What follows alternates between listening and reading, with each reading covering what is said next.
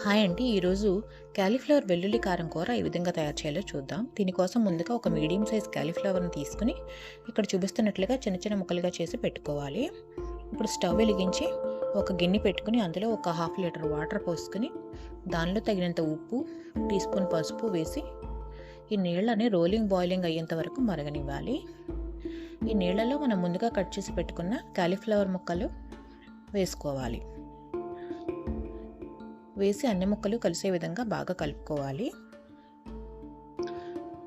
ఇప్పుడు stove off చేసుకుని ఈ ముక్కల్ని వేడి నీళ్ళల్లోనే ఉంచుకొని ఒక 5 నిమిషాలు పక్కన పెట్టుకోవాలి.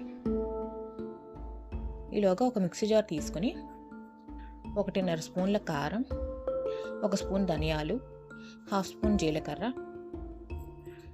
5-6 వెల్లుల్లి రెబ్బలు, 1.5 స్పూన్ల నువ్వులు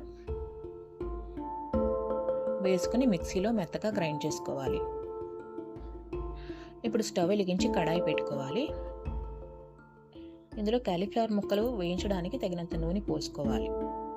మనం ముందుగా వేడి నీళ్ళలో వేసి పెట్టుకునే క్యాలీఫ్లవర్ ముక్కల్ని ఈ నూనెలో వేసి మంచిగా గోల్డెన్ బ్రౌన్ కలర్ వచ్చే విధంగా ఫ్రై చేసుకోవాలి. ఇక్కడ చూపిస్తున్న విధంగా ఈ విధంగా క్యాలీఫ్లవర్ ముక్కలు ఫ్రై అయిన తర్వాత ఒక బౌల్లోకి తీసి పెట్టుకోవాలి.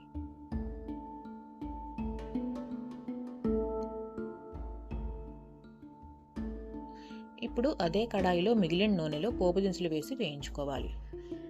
1 టీ స్పూన్ శనగపప్పు, 1 టీ స్పూన్ మినప్పప్పు, 1 టీ స్పూన్ జీలకర్ర, 1 టీ స్పూన్ ఆవాలు వేసి కొద్దిసేపు వేగనివ్వాలి.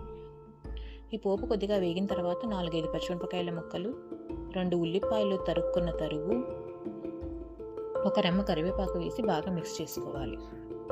ఈ పోపు ఈ విధంగా గోల్డెన్ బ్రౌన్ కలర్ వచ్చిన తర్వాత మనం ముందుగా వేయించుకున్న క్యాలీఫ్లవర్ ముక్కలు వేసి బాగా మిక్స్ చేసుకోవాలి.